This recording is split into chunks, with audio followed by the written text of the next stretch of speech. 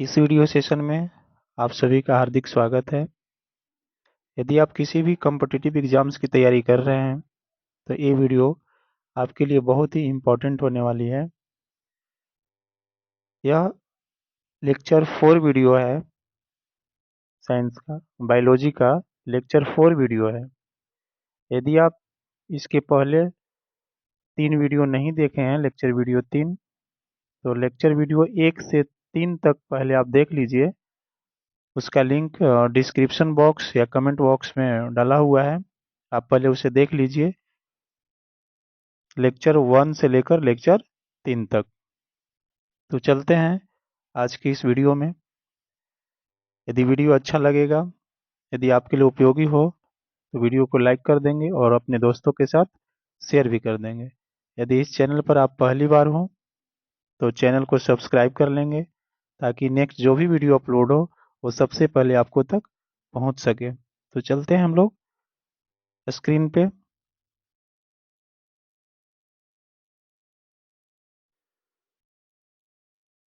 ये बायोलॉजी का lecture 4 video है। लेक्चर 3 वीडियो में भी हम लोग देख रहे थे जीवों का वर्गीकरण के बारे में। तो आर.एच. फिटकर ने सभी जीवों को 2 भागों में बांटा था, प्रोकैरियोटिक और यूकैरियोटिक। प्रोकैरियोटिक जीवों को मोनेरा जगत के अंतर्गत रखा, 5 जगत में बांटा था इन्होंने। तो प्रोकैरियोटिक जीवों को मोनेरा जगत के अंतर्गत रखा, जीवाणु, नीलहरित शैवाल, साइनोबैक्टीरिया और माइकोप्लाज्मा। इसके एग्जाम्पल्स हो गए। नीलहरित शैवाल को ही साइनोबैक्टीरिया कहा जाता है, इसे भी आप जान लें। चलते हैं नेक्स्ट पेज पे।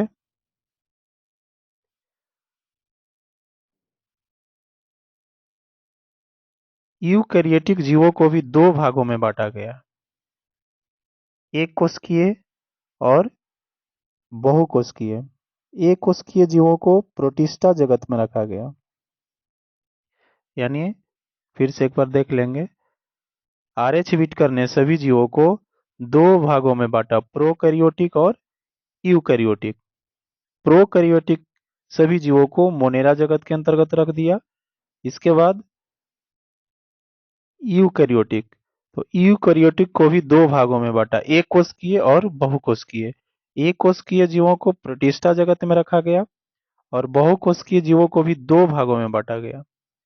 यानी जो यूकैरियोटिक जीव है उसको 2 भाग में बांटा, एक कोशिकीय और बहुकोशिकीय। तो एक कोशिकीय को तो प्रोटिस्टा जगत में रख दिया, लेकिन बहुकोशिकीय जीवों को भी 2 भागों में बांटा गया, जिसे हम लोग नेक्स्ट पेज पर देखेंगे। कोशिका भित्ति सहित जीव और कोशिका भित्ति रहित जीव। यानी ऐसे जीव जिसमें सेल वॉल प्रेजेंट हो वो कोशिका भित्ति हो गया, और वैसे जीव जिसमें सेल वॉल नहीं है, कोशिका भित्ति रहित जीव। वैसे जीव जिसमें कोशिका भित्ति नहीं थी उसे जंतु जगत के अंतर्गत रखा गया। वैसे जीव जिसमें कोशिका भित्ति तो थी परंतु स्वपोषी ऑटोट्रॉफ थे, उन्हें पादप जगत के अंतर्गत रखा गया। वैसे जीव जिसमें कोशिका भित्ति तो थी परंतु परपोषी हेटरोट्रॉफ है, उन्हें माइकोटा जगत यानी कवक जगत के अंतर्गत रखा गया।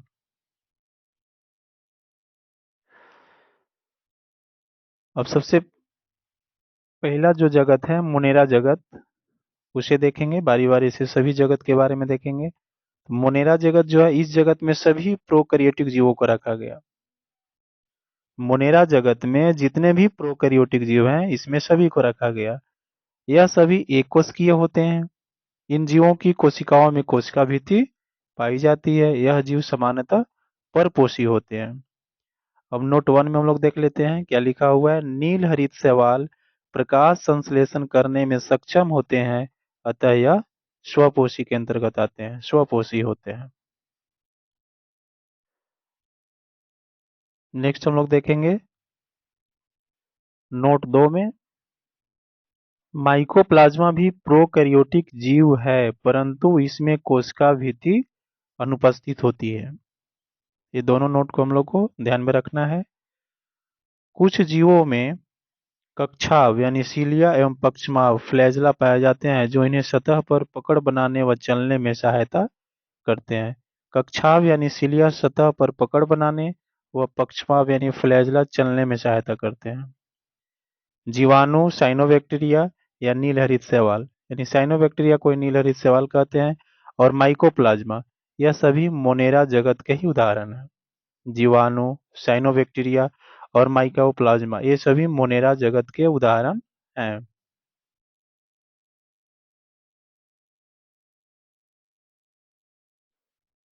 अब जीवाणु के बारे में हम लोग देखेंगे। इसे सामान्यतः दो प्रकारों में बांटा गया है।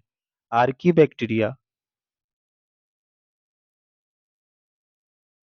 सबसे पहला हो गया आर्कीबैक्टीरिया। इसको दो प्रकार में बांटेंगे तो सबसे पहला आर्कीबैक्टीरिया है। इसे प्राचीन जीवाणु यानी एंसेंट बैक्टीरिया भी कहा जाता है।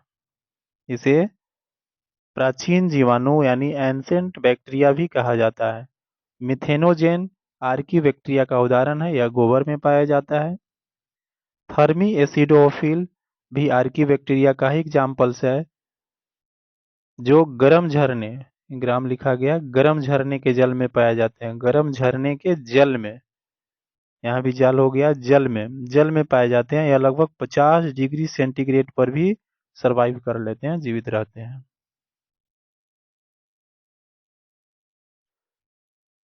नेक्स्ट जो है हम लोग पहले पेज पर भी देखें कि जीवाणु को दो प्रकारों में बांटा गया है। तो पहला जो है ये आपका हो गया आर्कीबैक्टीरिया और नेक्स्ट जो है हम लोग देखेंगे यहाँ पे यूबैक्टीरिया। वे सभी बैक्टीरिया जो अधिकतम मात्रा में मिलते हैं यानी जिनकी संख्या ज़्यादा है, ज़्यादा मात्रा में मिलते हैं, ज़्यादा संख्या में मिलते हैं, वे सभी यूबैक्टीरिया में यानी यूबैक्टीरिया के अंतर्गत आते हैं। दही जमाने में सहयोग करने वाली लैक्टोबैसिलस बैक्टीरिया है। ई कोलाई बैक्टीरिया बड़ी आंत लार्ज इंटेस्टाइन में पाई जाती है जो अनपचे भोजन को खा जाते हैं जिसके कारण हमारा पाचन शक्ति मजबूत रहता है यानी हमें पाचन शक्ति मजबूत करने में सहयोग कर रही है। लैक्टोबैसिलस जो है दही जमाने में सहयोग कर रही है।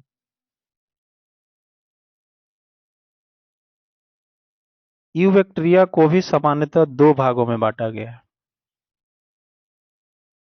यानी बैक्टीरिया को तो सबसे पहले हम लोग दो भाग में बांटे थे, एक आर्की बैक्टीरिया और दूसरा यू बैक्टीरिया। अब यूबैक्टीरिया को भी समानतः दो भागों में बांटा गया है। एक हो गया ग्राम पॉजिटिव और सेकंड हो गया ग्राम निगेटिव। ग्राम पॉजिटिव ऐसी बैक्टीरिया है जो परीक्षण दे सकता है यानी जिसका परीक्षण किया जा सकता है यह रोगाणुजनक है। यह सामान्यतः हानिकारक होते हैं। सेल्मोनेला टाइफी बैक्टीरिया से टाइफाइड नामक बीमारी होती है। माइकोबैक्टीरियम ट्यूबरक्यूलोई बैक्टीरिया से तपेदिक टीबी यानी क्षय रोग होती है। स्ट्रिप्टोकोकस से निमोनिया नामक बीमारी होती है। आप इन्हें ध्यान दीजिए। नेक्स्ट है नोस्टॉक एनावेना एलोसोरिया साइनोबैक्टीरिया या नील हरित शैवाल के एग्जाम्पल्स हैं यानी नोस्टॉक एल्वेना एलोसोरिया ये जो तीनों हैं ये साइनोबैक्टीरिया यानी नील हरित शैवाल के एग्जाम्पल्स हैं। माइकोप्लाज्मा के अंतर्गत भी बहुत सारे जीव हैं जैसे माइकोप्लाज्मा गैलसेप्टिकम जिसे पीपीएलओ भी कहा जाता है। यह सबसे छोटी कोशिका भी है।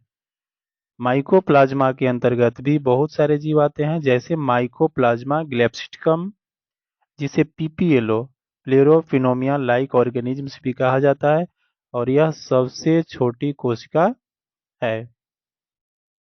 नेक्स्ट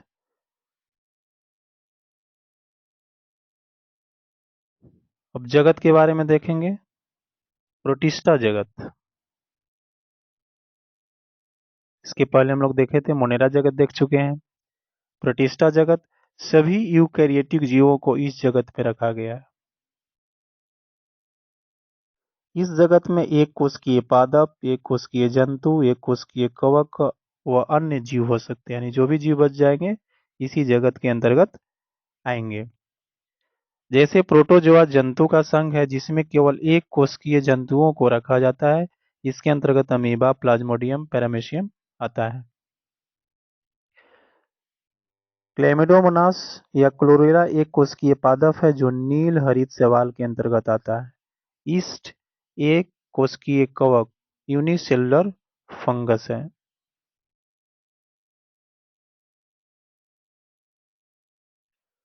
प्रोटिस्टा जगत के अन्य उदाहरण भी हैं, जैसे यूग्लिना। यूग्लिना को पादप एवं जंतुओं के बीच की कड़ी कहते हैं।